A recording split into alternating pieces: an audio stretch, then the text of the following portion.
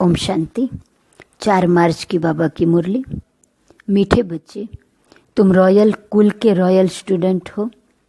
तुम्हारी चलन बहुत रॉयल होनी चाहिए, तब ही बाप का सो कर सकेंगे। प्रश्न, विनाश के समय अंतिम पेपर में पास कौन होगा? उसके लिए पुरुषार्थ क्या है? उत्तर, अंतिम पेपर में पास वही हो सकता है जिसे बाप के सिवाय पुरानी दुनिया की कोई भी चीज़ याद न आए। याद आई तो फेल। इसके लिए बेहद की सारी दुनिया से ममत्व निकल जाए, भाई भाई की अवस्था पक्की हो, देह अभिमान टूटा हुआ हो। ओम शांति। बच्चों को सदैव ये नशा रहना चाहिए कि हम कितने रॉयल स्टूडेंट हैं। बेहद का मालिक हमको पढ़ा रहे हैं। तुम कितने ऊंच कुल के रॉयल स्टूडेंट हो। तो रॉयल स्टूडेंट की चलन भी रॉयल चाहिए, तब ही बाप का सो कर सकेंगे। तुम विश्व में शांति स्थापन करने के लिए निमित्त बने हुए हो श्रीमत पर। तुमको शांति की प्राइज मिलती है, वह भी एक जन्म के लिए नहीं, जन्म जन्मांतर के लिए मिलती है। बच्चे बाप का शुक्रिया क्या मानेंगे? बाप आपे ही आकर हाथ में बहिश्त देते हैं। बच्चों को पता था क्या कि बाप यह आकर देंगे? अब बाप कहते हैं, मीठे बच्चे मुझे याद करो। याद के लिए क्यों कहते हैं? क्योंकि इस याद से ही विकर्म विनाश होने हैं। बेहद के बाप की पहचान मिली और निश्चय हुआ। तकलीफ की कोई बात नहीं। भक्ति मार्ग में बाबा बाबा करते रहते हैं, जरूर बाप से कुछ वर्षा मिलेगा। तुम्हें पुरुषार्थ की मार्जिन भी है। जितना श्रीमत पर पुरुषार्थ करेंगे उतना ऊंच पद मिलेगा। बाप, टीचर, सतगुरु तीनों की श्रीमत मिलती है। उस मत पर चलना है। रहना भी अपने घर में है। मत पर चलने में ही विघ्न पड़ते हैं। माया का पहला विघ्न है ही देह अभिमान। बाप कहते हैं अपने को आत्मा समझो, फिर क्यों नहीं श्रीमत को मानते हो? बच्चे कहते हैं हम कोशिश तो करते हैं, परंतु माया करने नहीं देती। बच्चे समझते हैं पढ़ाई में खास पुरुषार्थ जरूर चाहिए। जो अच्छे बच्चे हैं उनको फॉलो करना चाहिए। सभी यही पुरुषार्थ करते हैं कि हम बाप से ऊंच वर्षा ले लेवे। कांटे से फूल बनने के लिए याद की बहुत ज़रूरत है। विकारों के कांटे निकल जाएं तो फूल बन जाएंगे। वह निकलेंगे योग बल से। कई बच्चे सोचते हैं फलाना ऐसे चला गया, शायद हम भी चले जाएं। लेकिन उसे देख फिर पुरुषार्थ करना चाहिए ना। शरीर छोड़े तो बाबा की याद हो, वशीकरण मंत्र याद हो, और कुछ भी याद न हो सिवाय एक बाप के। तब प्राण तन से निकले। बाबा, बस हम आपके पास आए कि आए। ऐसे बाबा को याद करने से आत्मा में जो किचड़ा भरा हुआ होगा वह सब भस्म हो जाएगा। आत्मा में है तो शरीर में भी कहेंगे जन्म जन्मांतर का किचड़ा है, वह सारा जलना है। जब तुम्हारा किचड़ा सारा जल जाए तब दुनिया भी साफ हो जाए। दुनिया से सारा किचड़ा निकलना है तुम्हारे लिए। तुम्हें सिर्फ अपना किचड़ा नहीं साफ करना है, सभी का किचड़ा साफ करना है।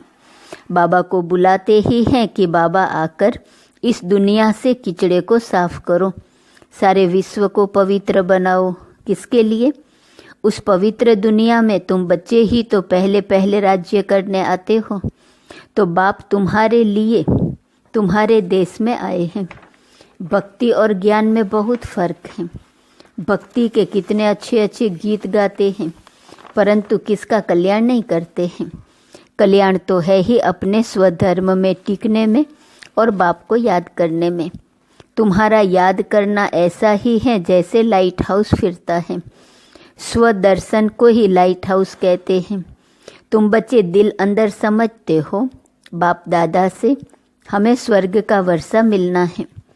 यह है ही सत्यनारायण की कथा, नर से नारायण बनने की। बाप समझाते हैं तुम्हारी आत्मा जो तमो प्रधान बनी है उनको सतो प्रधान बनना है। सतयुग में सतो प्रधान थे, अब फिर सतो प्रधान बनाने बाप आया है। बाप कहते हैं मुझे याद करने से ही तुम सतोप्रधान बन जाएंगे। बाप ने ही गीता सुनाई थी, अब तो मनुष्य सुनाते हैं। कितना फर्क हो गया है। भगवान तो भगवान है, वही मनुष्य से देवता बनाते हैं। नई दुनिया में है ही पवित्र देवताएं। बेहद का बाप है ही नई दुनिया का वर्षा देने वाला। बाप को याद करते रहो तो अंतमति सो गति हो जाएंगी। तुम जानते हो बाप आते हैं संगम युग पर पुरुषोत्तम बनाने के लिए। अब यह 84 का चक्र पूरा होता है, फिर शुरू होगा। यह भी खुशी होनी चाहिए। प्रदर्शनी में जो लोग आते हैं उनको भी पहले शिव बाबा के चित्र के सामने लाकर खड़ा करो। बाप कहते हैं मुझे याद करने से तुम यह बन जाएंगे। फादर से वर्षा ही सतयुग का मिलता है। भारत सतयुग था, अब नहीं है, फिर बनना है। इसलिए बाप और बादशाही को याद करो तो अंतमति सो गति हो जाएंगी। यह है सच्चा बाप। इनके बच्चे बनने से तुम सचखंड के मालिक बन जाएंगे। पहले पहले अलफ को पक्का कराओ। अलफ बाबा बे बादशाही। बाप को याद करो तो याद से ही विकर्म विनाश होंगे और तुम स्वर्ग में चले जाएंगे। कितना सहज है। जन्म जन्मांतर भक्ति की बातें सुनते सुनते बुद्धि को माया का ताला लग गया है। बाप आकर चाबी से ताला खोलते हैं। इस समय सभी के कान जैसे बंद हैं, पत्थर बुद्धि है। तुम लिखते भी हो शिव बाबा याद है, स्वर्ग का वर्षा याद है। बादशाही याद करने से मुख मीठा तो होगा ना। बाप कहते हैं मैं तुम बच्चों का कितना उपकार करता हूँ। तुम तो अपकार ही करते आए हो, वह भी ड्रामा में नोंद है, किसका दोष नहीं है। तुम बच्चों की यह मिशन है ही पत्थर बुद्धियों को पारस बुद्धि अथवा कांटों को फूल बनाने के लिए। यह मिशन तुम्हारी चालू है। सब एक दो को कांटों से फूल बना रहे हैं। उन्हों को भी ऐसा बनाने वाला जरूर किंग फ्लावर होगा। स्वर्ग की स्थापना करने वाला अथवा फूलों का बगीचा बनाने वाला एक ही बाप है। तुम हो खुदाई खिदमतगार। तमो प्रधान को सतो प्रधान बनाना यह खिदमत है और कोई तकलीफ नहीं देते हैं। समझाना भी बहुत सहज है। कलयुग में है ही तमो प्रधान।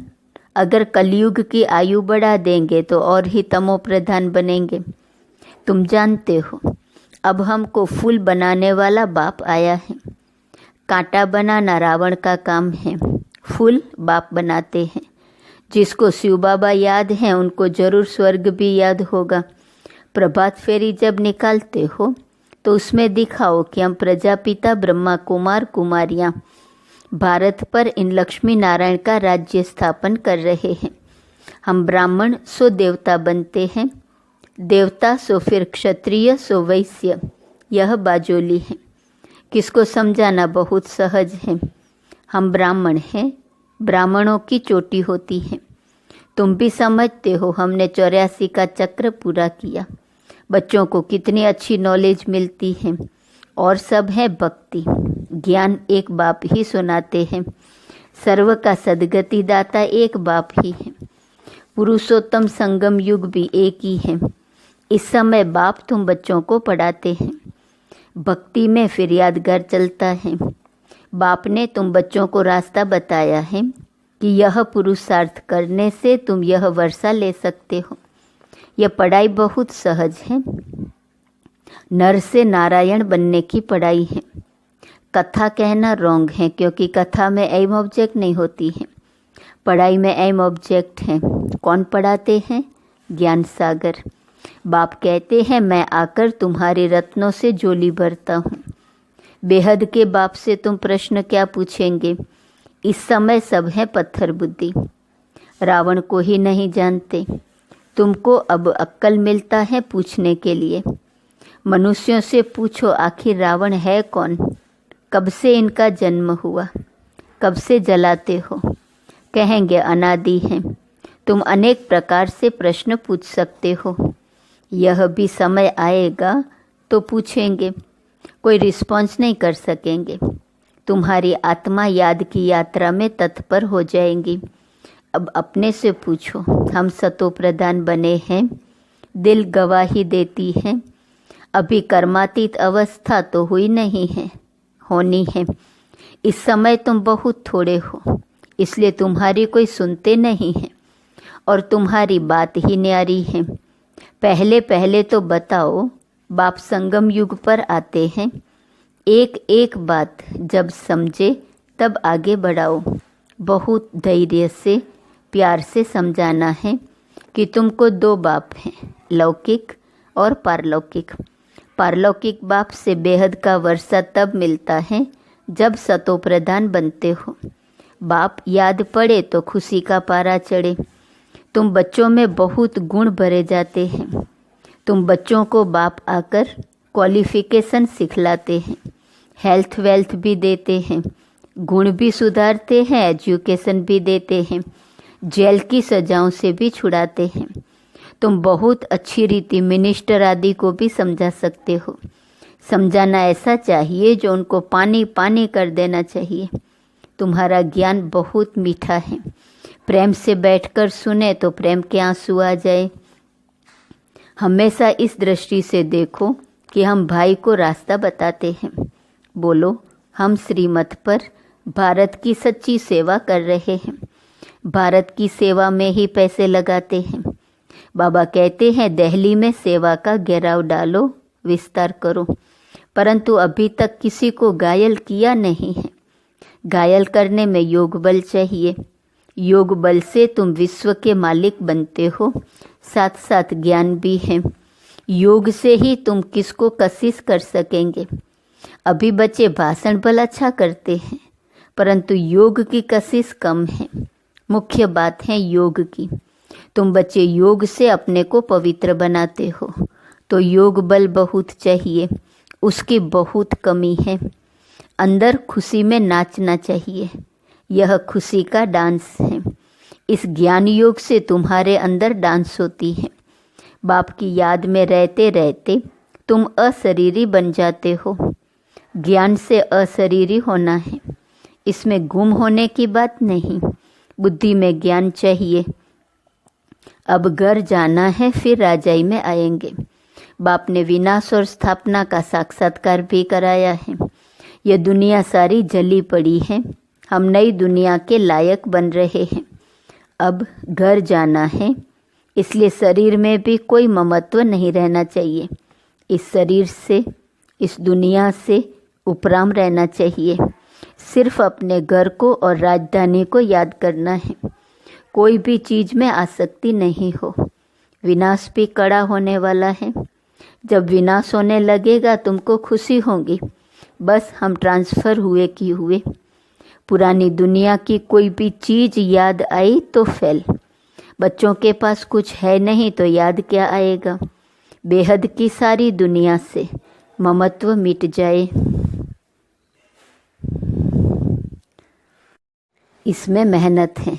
भाई भाई की पक्की अवस्था भी तब रह सकती है जब देह अभिमान टूट जाए। देह अभिमान में आने से कुछ न कुछ घाटा पड़ता है। देही अभिमानी होने से घाटा नहीं पड़ेगा। हम भाई को पढ़ाते हैं, भाई से बात करते हैं, यह पक्की टेव पड़ जाए। अगर स्कॉलरशिप लेनी है तो इतना पुरुषार्थ करना है। जब समझाते हो तब भी याद रहे कि हम सब भाई भाई हैं। सब आत्माएं एक बाप के बच्चे हैं। सब भाइयों का बाप के वर्षे पर हक है। बहन का भी भान न आए, इसको कहा जाता है आत्म अभिमानी। आत्मा को ये शरीर मिला है, उसमें किसका नाम मेल का, किसका फीमेल का पड़ा है। इनसे परे बाकी आत्मा है। सोचना चाहिए बाबा जो रास्ता बताते हैं वह बरोबर ठीक है। यहाँ बच्चे आते ही हैं ये प्रैक्टिस करने। ट्रेन में किसको बेज पर समझा सकते हो। बैठकर एक दो से पूछो तुमको कितने बाप हैं, फिर उत्तर दो। यह है दूसरे का ध्यान खींचवाने की युक्ति। फिर तुमको दो बाप हैं, हमको तीन हैं। इस अलौकिक बाप द्वारा हमको वर्षा मिलता है। तुम्हारे पास फर्स्ट क्लास चीज़ है। कोई कहे इससे क्या फ़ायदा है। बोलो, हमारा फर्ज है अंधों की लाठी बन रास्ता दिखाना। जैसे नन्स सर्विस करती हैं तुम भी करो, तुमको बहुत प्रजा बनानी है। ऊंच पद पाने के लिए पुरुषार्थ करना है। तुम सबको चढ़ती कला का रास्ता बताते हो। एक बाप को याद करते रहो तो भी बहुत खुशी होंगी और विकर्म भी विनाश होंगे। बाप से वर्षा लेना बहुत सहज है, परंतु बहुत बच्चे गफलत करते हैं। अच्छा, मीठे मीठे सिकिलदे बच्चों प्रति माता पिता बाप दादा का याद प्यार और गुड मॉर्निंग। रूहानी बाप की रूहानी बच्चों को नमस्ते। रूहानी बच्चों की रूहानी बाप को नमस्ते नमस्ते नमस्ते। धारणा के लिए मुख्य सार। पहली पॉइंट, अंत समय में पास होने के लिए इस शरीर और दुनिया से उपराम रहना है। किसी भी चीज में आसक्ति नहीं रखनी है। बुद्धि में रहे कि अब हम ट्रांसफर हुए कि हुए। दूसरी पॉइंट, बहुत धैर्य और प्यार से सबको दो बाप का परिचय देना है। ज्ञान रत्नों से झोली भरकर दान करना है। कांटों को फूल बनाने की सेवा जरूर करनी है। वरदान, बाप और सेवा में मग्न रहने वाले निर्विघ्न निरंतर सेवाधारी भव। जहाँ सेवा का उमंग है वहाँ अनेक बातों से सहज ही किनारा हो जाता है। एक बाप और सेवा में मग्न रहो तो निर्विघ्न निरंतर सेवाधारी सहज माया जीत बन जाएंगे। समय प्रति समय सेवा की रूपरेखा बदल रही है और बदलती रहेंगी। अभी आप लोगों को ज़्यादा कहना नहीं पड़ेगा, लेकिन वह स्वयं कहेंगे कि यह श्रेष्ठ कार्य है, इसलिए हमें भी सहयोगी बनाओ। यह समय के समीपता की निशानी है, तो खूब उमंग उत्साह से सेवा करते आगे बढ़ते चलो।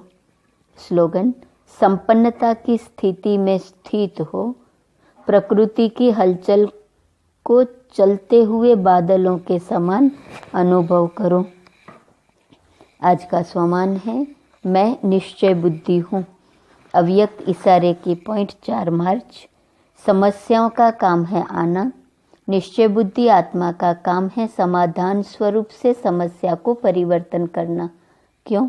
आप हर ब्राह्मण आत्मा ने ब्राह्मण जन्म लेते ही माया को चैलेंज किया है कि हम माया जीत बनने वाले हैं, तो समस्या का स्वरूप माया का स्वरूप है। जब चैलेंज किया है तो माया सामना तो करेंगी, लेकिन आप उसे निश्चय बुद्धि विजयी स्वरूप से नथिंग न्यू समझकर पार कर लो तो बेफिक्र बादशाह रहेंगे। ओम शांति।